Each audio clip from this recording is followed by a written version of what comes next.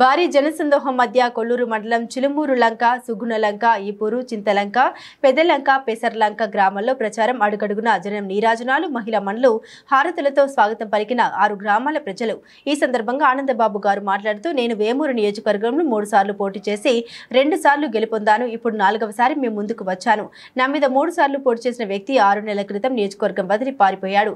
మీరు గమనించండి, ఎక్కడి నుండో వచ్చిన వ్యక్తిని ఇక్కడ పోటీకి పెట్టారు.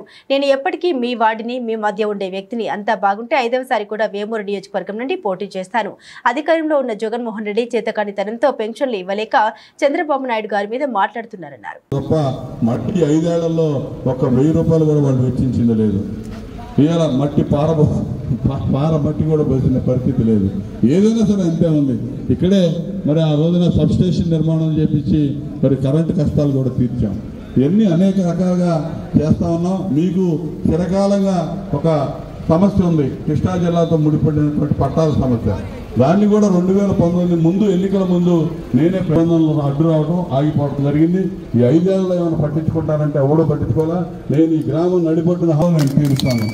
ఎటువంటి పరిస్థితుల్లో 3 నెలల్లో పరిష్కారం చేస్తానని చెప్పి ఈ సందర్భంగా నేను తెలియజేస్తాను. అదేవిధంగా ఇక్కడ చేసిన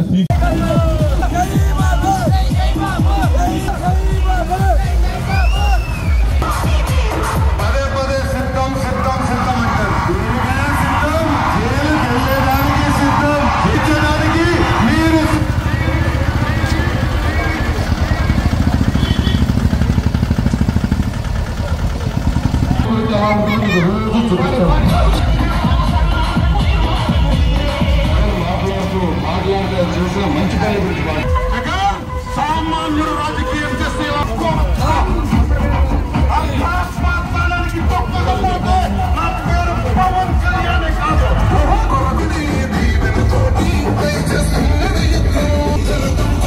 అవసరం ఉంది. విడిపోయిన ఆంధ్రప్రదేశ్ రాష్ట్రం 14 నుంచి 19 వరకు చంద్రబాబు నాయుడు గారి నేతృత్వంలో జరిగిన పరిపాలన ఒకసారి గుర్తు తెచ్చుకోండి. ఆ రోజు జరిగిన పరిపాలనకి గత 5 ఏళ్లలో జరుగుతున్నటువంటి పరిపాలనకి ఒకసారి బేరీజు వేసుకోమని చెప్పి మీకు గుర్తు చేస్తా ఉన్నా. ఇలా కక్షలు, కార్పణ్యాలు, అక్రమ అరెస్టులు, అవహేళనలు, అవమానాలు, ప్రతిపక్ష నాయకుల మీద కుట్రలు, కుతంత్రాలు తప్ప ఈ రాష్ట్రానికి ఒరిగిందే లేదు. జగన్మోహన్ రెడ్డి తన స్వార్థం తప్ప ప్రజల యొక్క బాగోగులు ఏ రోజు ఆలోచించలేదు. ప్రతిరోజు దినదిన గణంలాగా ఆ రోజుకి ఆయనకి గడిస్తే చాలు, ప్రజల్ని ఎడం చేత్తో ఇచ్చి కుడి చేత్తో లాగేసే పరిస్థితి, రూపాయి ఇచ్చి 10 రూపాయలు లాగుతున్నటువంటి పరిస్థితి. నిత్యావసర వస్తువుల ధరలు ఆకాశాన్ని ఏ విధంగా అంటున్నాయో మీరు చూశారు. పెట్రోల్, డీజిల్ ధరలు చూశారు. మద్యపానం నిషేధం చేసి మళ్ళా ఓట్లు అడుగుతానని చెప్పి పెద్ద మనిషి మద్యం వ్యాపారం చేసి కోట్లు దండుకొని ఆ లక్షల కోట్లు సంపాదించిన సంపాదనతో మళ్ళా ఎన్నికల్లో గెలవాలని చెప్పి కుయుక్తులు పన్నుతా ఉన్నాడు.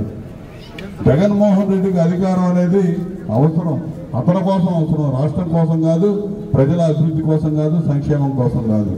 అతను శాశ్వతంగా జైలుకు పోకుండా ఉండాలంటే అధికారాన్ని అడ్డం పెట్టుకొని కేసులు ముందుకు పోకుండా సాగకుండా అడ్డుకోవడానికి ఆ అధికారం ఉపయోగపడతా ఉంది. అతనికి 12 సిబిఐ ఛార్జ్షీట్లో ముద్దాయిగా ఉన్నటువంటి ఒక నేరస్తుడికి ఈ రాష్ట్రాన్ని అప్పచెప్పడం అనేది మన దౌర్భాగ్యం.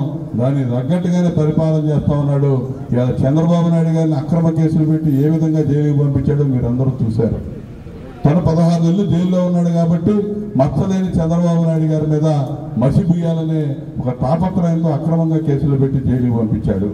అదేవిధంగా మరి జైల్లో ఉన్నప్పుడు జనసేన అధినేత పవన్ కళ్యాణ్ గారు మా నాయకుడు చంద్రబాబు నాయుడు గారిని పరామర్శించి బయటకు వచ్చి ఆ రోజునే తెలుగుదేశం పార్టీతో కలిసి నడవబోతా ఉన్నాం, ఉమ్మడిగా రాష్ట్రంలో ఈ శత్రువులను ఎదుర్కొంటామని చెప్పి వారు ఏ రోజైతే ప్రకటించాడో ఆ రోజు నుంచి జనసేన కార్యకర్తలు, నాయకులు అందరూ కూడా తెలుగుదేశం పార్టీ శ్రేణులతో కలిసి పనిచేస్తా ఉన్నారు.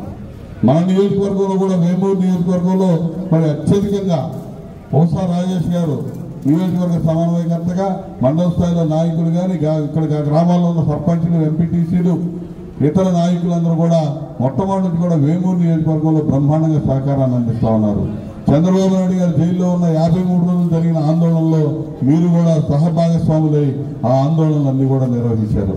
మరి ఎట్టగేలకు మరి ఆయన బయటికి రావటం, ఇవాళ ఎన్నికలు దగ్గర పడ్డాక అనేక రకాల ఆందోళనలు కానీ అన్ని మరి ఈ ప్రభుత్వాన్ని పారదోలడానికి అనేక రకాలుగా ఉమ్మడి కార్యక్రమాలు చేపట్టాం.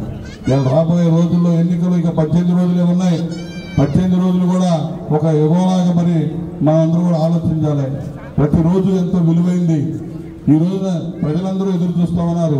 ఇక్కడ తెలుగుదేశం పార్టీ, జనసేన పార్టీ కార్యకర్తలు, నాయకులు కూడా అదేవిధంగా ప్రతి సమయం, ప్రతి నిమిషం ఎంతో విలువైందని వెచ్చించి రాజకీయం కోసం పనిచేసి ఇవాళ ఈ రాష్ట్రంలో మళ్ళా తెలుగుదేశం పార్టీ, జనసేన పార్టీల యొక్క కలయికని అధికారంలో తీసుకురావడానికి మీ వంతు కృషి మొక్కవని దీక్షతో చేయాలి, చేస్తారని చెప్పి మనస్ఫూర్తిగా నేను విశ్వసిస్తా ఉన్నా. ఎందుకంటే సుగర్లంక గ్రామం మరి నాకు ఎంతో చిరపరిచితమైంది. 2014లో కూడా జనసేన పార్టీ అధినేత పవన్ కళ్యాణ్ గారు తెలుగుదేశం పార్టీకి మద్దతు ఇచ్చాడు. మిగిలిపోయిన అభివృద్ధి కార్యక్రమాలు ఈ పూర్లంక గ్రామాలు ఏవైతే ఉన్నాయో అన్ని కూడా చేపడతాను, పూర్తి చేస్తానని చెప్పి తెలియజేస్తున్నా. ముఖ్యంగా దళిత వాళ్ళ ఉన్న మీరు మోసపోయారు. 170 మంది 80 మంది జగన్మోహన్ రెడ్డి కావాలని చెప్పి రావాలి జగన్, కావాలి జగన్ అని ఎంపర్లాడారు. వాడు మొట్టమొదట అధపాతాలని తొక్కింది దళితులని అవి గుర్తించండి. ముందుగా రాజ్యాంగ పరంగా మనకు అంబేద్కర్ గారు ఇచ్చిన హక్కులన్నీ కూడా కాలరాయబడ్డాయి. ప్రభుత్వం 27 పథకాలు చంద్రబాబు నాయుడు గారి హయాంలో అమలవుతున్న పథకాలన్నీ కూడా రద్దు చేసినటువంటి మూర్ఖుడు జగన్మోహన్ రెడ్డి అని మీకు తెలియజేస్తున్నా.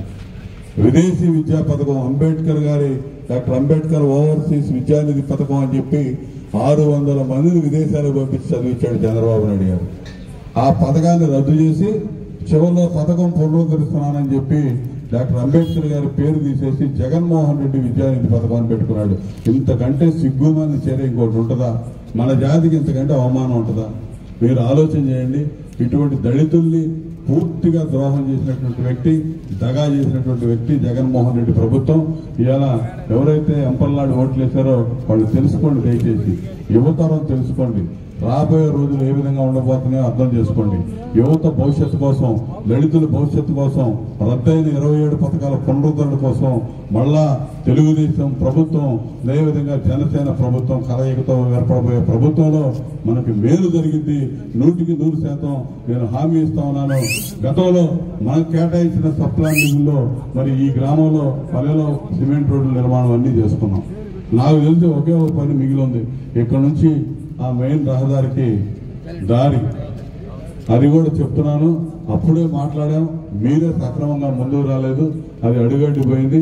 ఖచ్చితంగా రేపు అధికారంలోకి వచ్చినాక ఆ కార్యక్రమం ఖచ్చితంగా ఓనర్స్ తో కూడా మాట్లాడాం. వాళ్ళు కూడా సుముఖత వ్యక్తం చేశారు, అప్పుడే సుముఖత వ్యక్తం చేశారు.